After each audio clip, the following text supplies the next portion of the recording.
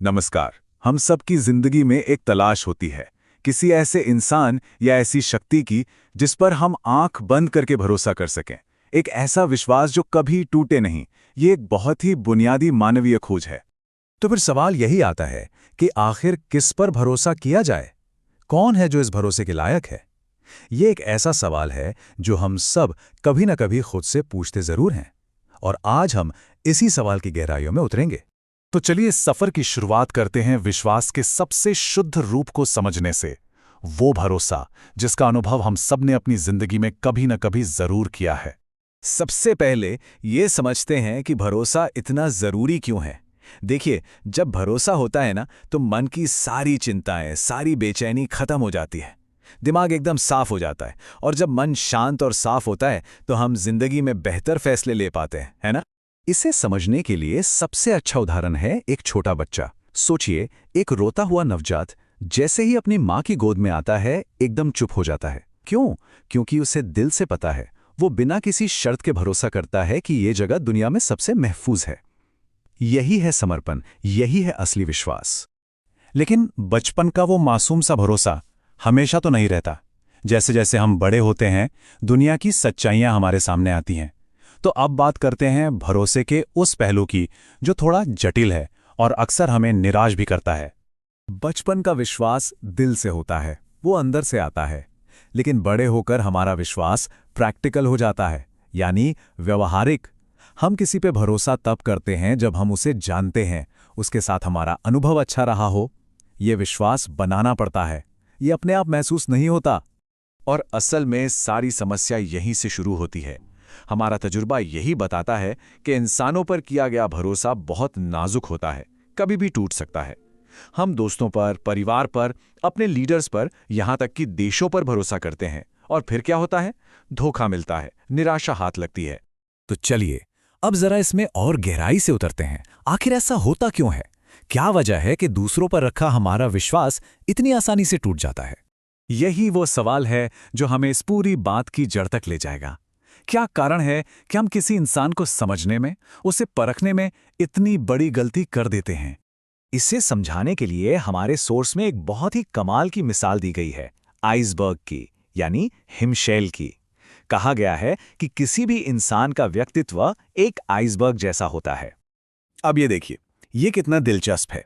जैसे कोई आइसबर्ग होता है ना, उसका सिर्फ 25% हिस्सा ही पानी के ऊपर दिखता है। बाकी का जो विशाल 75% हिस्सा है, वो तो पानी के नीचे छिपा होता है, दिखाई ही नहीं देता। और हम लोग क्या करते हैं? हम किसी इंसान के बस उसी 25% व्यवहार को देखकर उस पर अपना 100% भरोसा डाल देते हैं। हम ये जानते ही नहीं कि सतह के नीचे उसकी असलियत में, उसकी सोच में क्या छिपा है। और यही वजह है कि हमारा भरोसा टूट जाता है।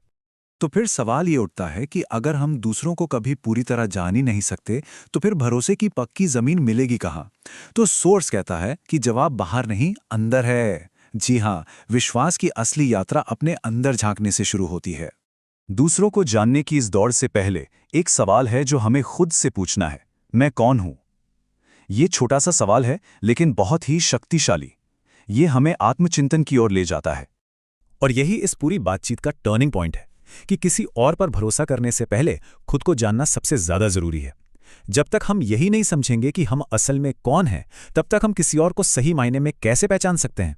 तो अब जब हमने इंसानी भरोसे की सीमाओं को समझ लिया है और ये भी जान लिया है कि जवाब अंदर खोजना है, तो चलिए अब उस समाधान की बात करते हैं जो हमारे सोर्स ने दिया है।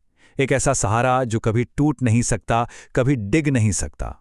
सोर्स के मुताबिक इस पूरी कायनात में सिर्फ एक ही ऐसी शक्ति है जिस पर पूरी तरह आंख बंद करके यकीन किया जा सकता है। उसे ईश्वर कहें, अल्लाह कहें, गॉड या सुप्रीम लाइट, बात एक ही है। वो जो प्रेम और शांति का सागर है और जो हर आत्मा का भला चाहता है। और वो परम शक्ति हमें सीधा रास्ता भी दिखाती है।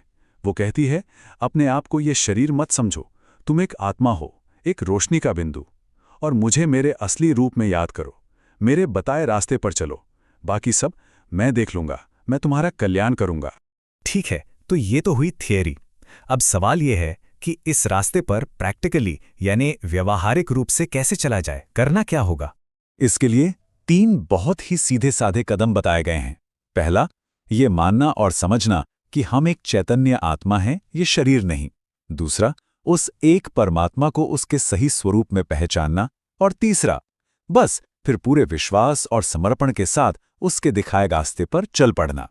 तो कुल मिलाकर बात यह है कि दुनिया में हर किसी पर भरोसा करके हमने देख लिया और अक्सर निराशा ही मिली। तो अब शायद वो वक्त आ गया है कि उस एक पर भरोसा किया जाए जो कभी धोखा नहीं दे सकता और जो हमेशा हमारा भला ही करेगा। और आखिर में एक सवाल हम सबके लिए, क्या असली सच्चा विश्वास समर्पण से ही शुरू होता है? क्या जब तक हम अपनी बुद्धि का अहंकार छोड़कर खुद को पूरी तरह सौंप नहीं देते, तब तक हमें वो नहीं मिल सकता जिस पर हम सच में भरोसा कर सकें? इस पर सोचिएगा जरूर।